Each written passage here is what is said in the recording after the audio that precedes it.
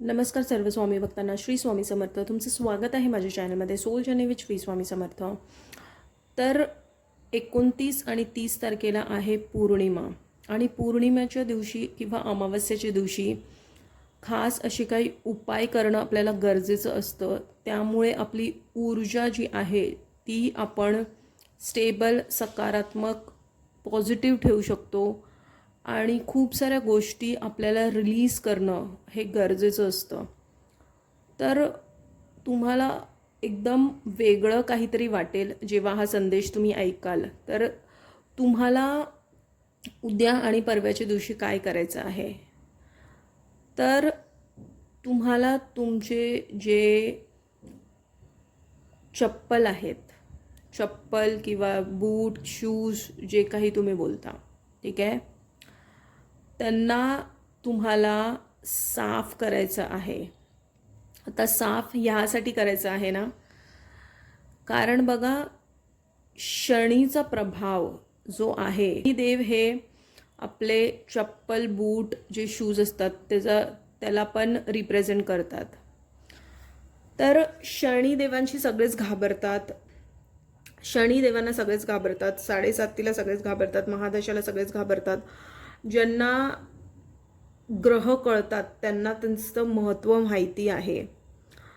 तर बघा स्वामी तुम्हाला हेच सांगत आहेत की घाबरण्याचं काहीच कारण नाही. जर तुमची 7:30 महादशा, ढय्या किंवा तुम्हाला शनीचा त्रास होत असेल तर जर तुम्हाला, कारण बघा शनीची दृष्टी ही जर वक्री असेल तर तीही आपल्याला खूप त्रासदायक ठरते, किंवा कुंडलीमध्ये जर शनी बरोबर नसेल खूप साऱ्या समस्या एका व्यक्तीला फेस करायला लागतात.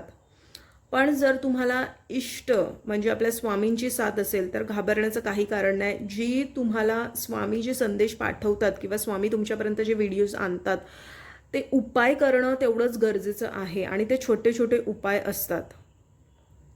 तर तुम्हाला स्वामींच्या नामस्मरणाबरोबर उद्या आणि परवाच्या दिवशी तुम्हाला तुमचे असे काही तुमची चपला आहेत, शूज आहेत, बूट आहेत जे तुम्ही वापरत नाहीत ते सगळ्यात अगोदर तुम्हाला काढून टाकायचे आहेत तुमच्या शू रॅकवरनं, ठीक आहे. आणि जे तुम्ही वापरता म्हणजे आत्ता जे वापरत आहात कपड्यांनी, ते तुमचे बूट किंवा शूज किंवा चपला ते साफ करायचे आहेत.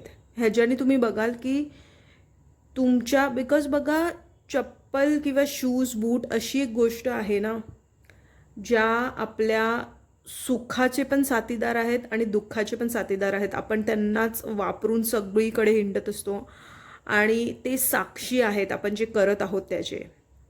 तर त्यामुळे ह्यानी काय होणार, आणि जेव्हा तुम्ही पुसाल, जेव्हा तुम्ही तुमचे चपला, शूज, बूट पुसाल, त्यानी तुम्ही सगळं काही तुमचं पुराणं, सगळं काही तुमचं जुनं आहे ते तुम्ही रिलीज करत आहात. म्हणजे काय, तर जुन्या घडलेल्या गोष्टी, जुने विचार, जुनी माणसं, जर तुम्हाला कोणी दुखवलं आहे बघा, त्याच शूज किंवा चपला घालून तुम्ही सगळीकडे जाता. तर म्हणून एकतर शनीचा जो प्रकोप आहे त्यासाठीही तुम्हाला करायचा आहे हा उपाय. आणि दुसरी गोष्ट म्हणजे तुम्ही सगळं काही त्या शूज आणि त्या चपलांच्या साफ करण्याने तुम्ही सगळं काही रिलीज, म्हणजे तुमच्या आतमध्ये पण जे चाललेलं आहे ते सगळं काही तुम्ही घाण, बिकॉज चपलांवरती घाणच लागलेली असते, माती असते, धूळ असते, तर तुम्ही तुमच्या आयुष्यातली धूळ ही साफ करत आहात आणि त्याने तुम्ही बघाल की तुम्हाला किती चांगलं आणि वेगळं वाटणार आहे.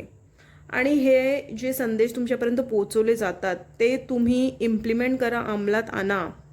जर तुम्हाला काहीच नाही जमणार असेल, साफ करायला तुम्हाला वेळ असेल, तर तुम्ही ॲटलिस्ट जे तुमचे जुने चप्पल, शूज, बूट्स आहेत ते तुम्ही बाहेर काढा, ठीक आहे. पण बघा कधीही गोरगरिबांना देऊ नका तुमचे कपडे किंवा शूज. हे कधीही, आपल्याला असं वाटतं की आपण सत्कर्म करतोय पण तसं करू नये, कारण आपली ऊर्जा ही आपण कोणाला तरी दुसऱ्याला देत आहोत. तर शूज किंवा जुने कपडे हे कधीही तुम्ही दान म्हणून देऊ नका, ठीक आहे. ह्या सगळ्या गोष्टी खूप खोल आहेत अध्यात्मकच्या. लोक करतात, लोक दान समजून, किंवा त्यांना असं वाटतं की चांगलं कार्य आपण करतोय जर आपण जुनं आपलं काही देतोय तर कोणाला, पण ते चुकीचं आहे कधीही आपले. कारण बघा तुमची ऊर्जा त्या बुटांमध्ये, चपलांमध्ये आहे आणि तेच तुम्ही वापरून किंवा वापरलेले आहेत, तर जेव्हा तुम्ही खूप काही अचीव केलं आहेत आणि ती जर चप्पल, सँडल किंवा शूज, बूट तुम्ही कोणाला तरी दुसऱ्याला देत आहात, तर आयुष्यात जे जे काही तुम्ही स्वतःहून कमवलं आहे ते तुम्ही सगळं दुसऱ्याला देत आहेत, ह्याचा अर्थ हा होतो. त्यामुळे तुम्ही ते डिस्कार्ड करून टाका, ठीक आहे. पण ते कोणाला देऊ नका. कपड्यांचं पण, तर तुम्हाला कपडे आणि तुमचे शूज, सँडल, बूट हे तुम्हाला डिस्कार्ड करायचं आहे. उद्या आणि परवाच्या दिवशी हे मुख्य काम तुम्हाला करायचं आहे. कारण त्याने तुम्ही बघाल, एकतर तुम्ही सगळं काही नकारात्मक त्यामधून तुम्ही रिलीज करत आहात. तुम्हाला एक शांतता वाटेल आतून, ठीक आहे. तुम्हाला जर कपड्यांनी पण नाही जमणार असेल तर पाण्याने सुद्धा साफ केलं तरी चालणार आहे. पण ही ॲक्टिव्हिटी, हा जो उपाय आहे तुम्हाला उद्या किंवा परवाच्या दिवशी करायचा आहे. तर हाच होता आजचा महत्त्वपूर्ण संदेश. जर हा संदेश तुमच्यापर्यंत पोहोचला आहे तर तो स्वामींनी पोहोचवला आहे. असेच स्वामींचे महत्त्वपूर्ण संदेश बघण्यासाठी माझ्या चॅनलला सबस्क्राईब करा, या व्हिडिओला लाईक करा, स्वामींच्या नामात आपलं मन रमून राहा, कमेंटमध्ये श्री स्वामी समर्थ या नावाचा गजर करा. स्वस्थ रहा आणि कोटी कोटी धन्यवाद.